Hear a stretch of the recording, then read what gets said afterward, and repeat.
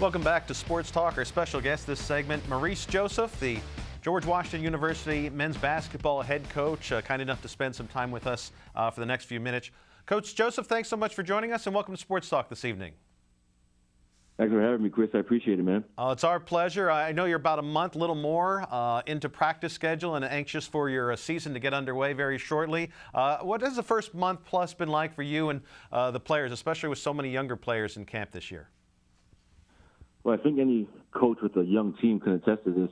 It's a lot of growing pains, a lot of teaching, a lot of slowing things down. I think not only do you have to teach a new system to a bunch of new guys, but you have to teach high school guys who just come in, you're freshmen, how to play at the college level and what kind of effort and intensity is required on every single possession on the defensive end, especially, and how to teach shot selection and understand the scheme and what we're trying to accomplish on the offensive end and and all that kind of stuff, and spacing and timing. And so with a young team, it's a lot of slowing things down, a lot of teaching, but our guys are willing to be coached. The competitive spirit has been great. The grit has been tremendous. So really, really happy with this bunch thus far and their willingness to be coached and willingness to kind of attack the season.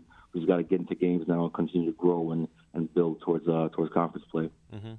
Everyone who's around you keeps saying what a great guy you are, high-energy guy, a great motivator for the younger kids in particular. Where did that come from? Is that something you've always had, the ability to motivate and have that great energy to encourage players? Or is that something that has kind of you developed later in your career? And where is there anyone in particular you kind of molded yourself after?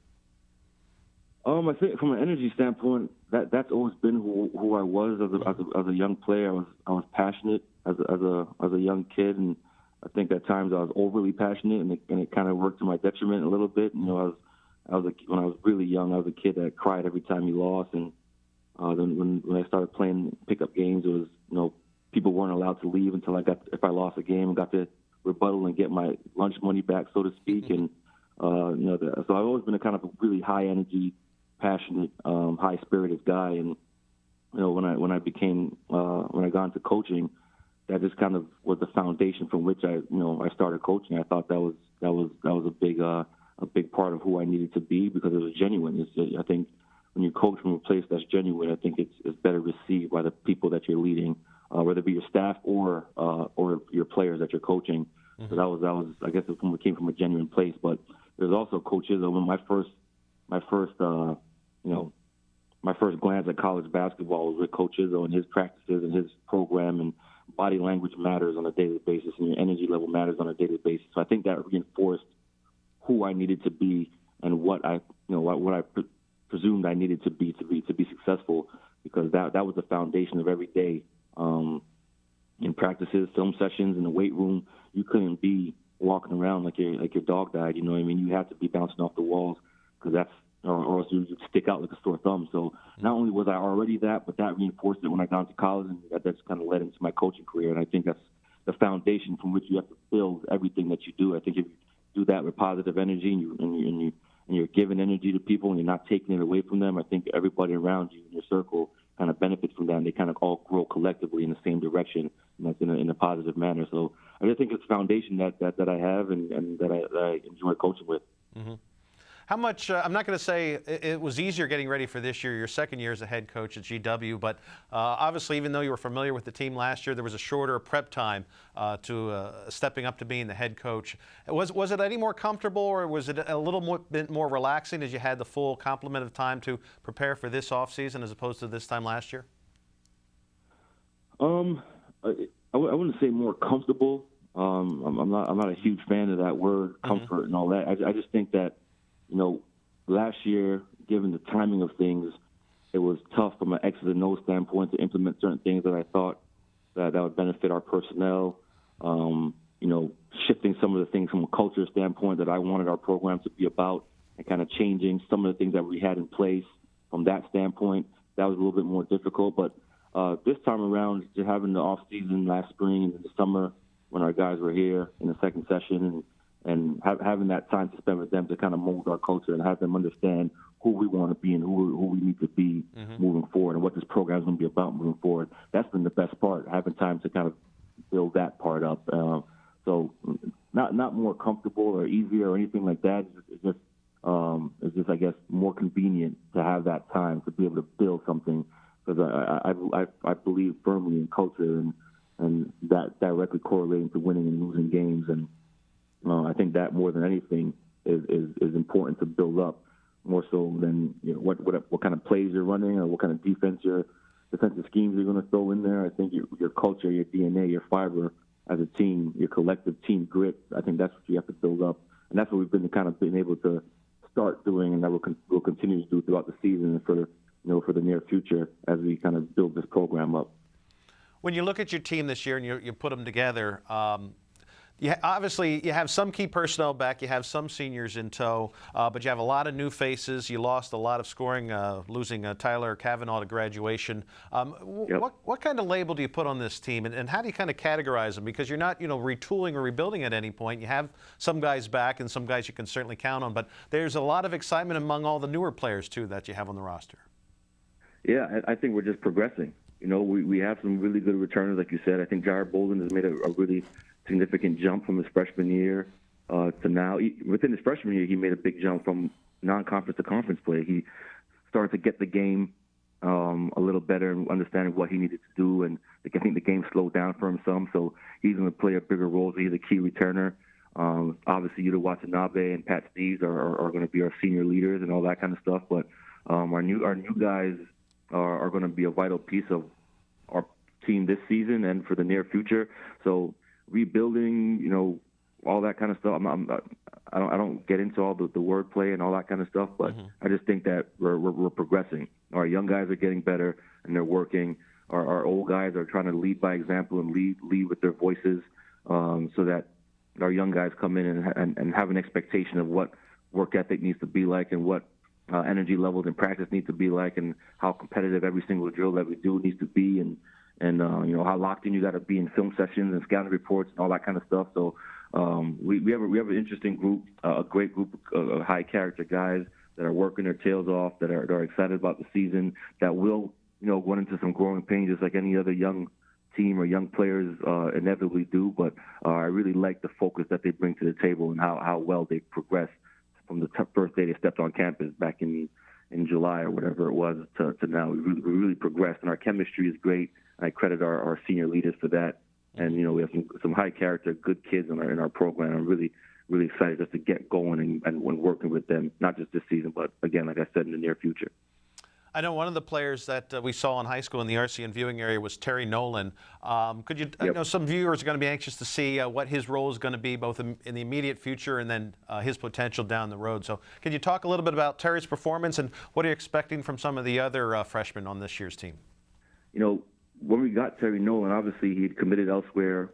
His coaching changed, and he's a local kid, so we knew about him, and obviously we wanted to stay tapped into that local pool of players because there's so many good players in this area. So we were ecstatic to have him, not only because he's a local guy, but we knew he was really talented. What I didn't know about Terry Nolan is how smart of a basketball player he was. You don't really get to see that until a kid gets on campus and you start learning the system and learning plays and see how long or how quickly it takes for somebody to catch on. And he's like almost, I don't want to say a savant, but he's he's beyond his years in terms of understanding, learning plays and understanding the nuances of plays and what we're trying to accomplish.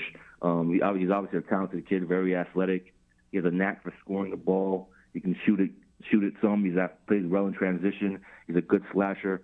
Obviously, he's going to get bigger and stronger as he matures and gets older. But already has a tremendous sense of grit and competition. So he's solid on the defensive end. Still needs to learn positioning and playing off the ball and communicating and all that kind of stuff, just like a lot of young guys. But he's going to play a major role for us. He's a guy that we're going to look to play major minutes, and we're going to look to him to, as he grows, to score the ball for us, to defend at a high level. So we're ecstatic to have him, a local product from the Baltimore area, and we're expecting to play a major role, not just this year, but for his entire career, because he came in as a talented player. We knew that, but what we didn't know was how high his IQ was, and that's really benefited him early on so far in practice. Maurice Joseph is our special guest, head men's basketball coach at George Washington University. When you look ahead to the first couple weeks of the season, what are your expectations with the non-conference games coming up? And do you have kind of an idea of how much you'll play the younger players, and are you going to rotate them in, or are you going to just get the first couple of games in and then take it from there and see how much you play the younger players? We're going to progress. We're going to learn our team. We're going to grow with them. Our young guys are going to get an opportunity early. How much they play is, determined by, the flow of games and how things are going, and really based on them and how they defend and all that kind of stuff. But they're going to get an opportunity early. I think a lot of them are ready, especially from a physical standpoint, to play. But they're going to have to take their lumps and go through their growing pains as we get going with games. We have a tough schedule. We also, play at Florida State, at Penn State. We got Miami at home, Harvard, Princeton. We go to Vegas and play Xavier. So we're playing some very high-level teams with some high-level players. Mm-hmm. So we're going to find out pretty quickly who we are and what we're about, and that's a good thing. I believe one of the best ways to learn how to swim is dive in and see if you sink or float, right? So they're going to get thrusted into the fire a little bit, and we're going to try to get a good feel early on about what our rotation is going to be like. We have a great idea what it should be like right now, but obviously once you start playing, that might tweak some. And as we continue to go along the season, we'll tweak things and figure out we could play different lineups with our team. We could play a little bigger. We could play smaller.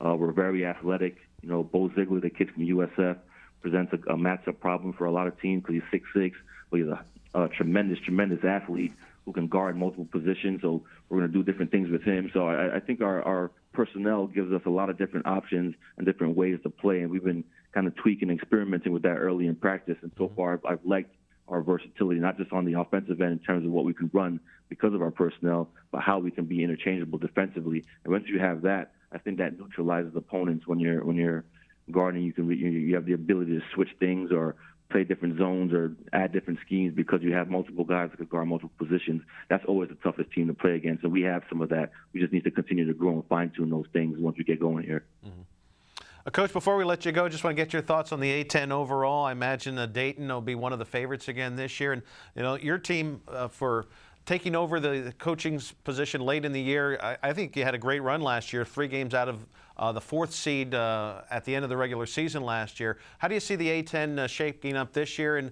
do you think you can make some noise among the upper tier again this year? Yeah, I think the A10 is going to be a great league again. I think it's been consistently very, very talented. There's some great coaches, great players.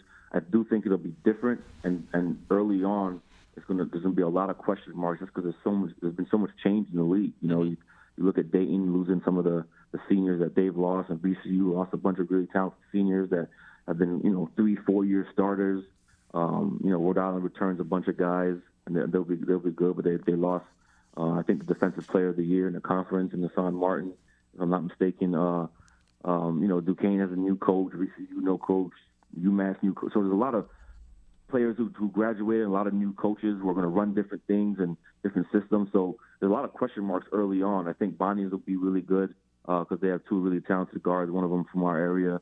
Mm-hmm. Obviously, Rhode Island, but E.C. Matthews, he's a talented guard. He'll be good. Davidson, Coach McKill does a tremendous job with his group every single year, and he has a hell of a talent in Peyton Aldridge, who's going to be a force in this league and has been a force in this league for the past few years. So the league will be really good. I think if we can handle our business in the non-conference, we'll give ourselves a shot as a conference to get 3, maybe 4 teams in the NCAA tournament. That's what you want. You want the league to do well. You want to make sure that hopefully our all teams are scheduling, well enough to kind of boost our conference RPI to make sure that once March hits, we're looking down at our resume and seeing that we did a great job in the non-conference, and our conference play was solid enough that we deserve 3-4 bids in the NCAA tournament. That's what you want as a league. That helps you in recruiting. That helps you recruit better players, just because you can sell how tough and competitive the league is, and the ability to play in postseason, whether it be the NCAA tournament, NIT, and not being a 1-bid league, and all those kind of things. So the A10 is going to be strong, like it always is. It's just going to be different because there's so many new players and so many new coaches.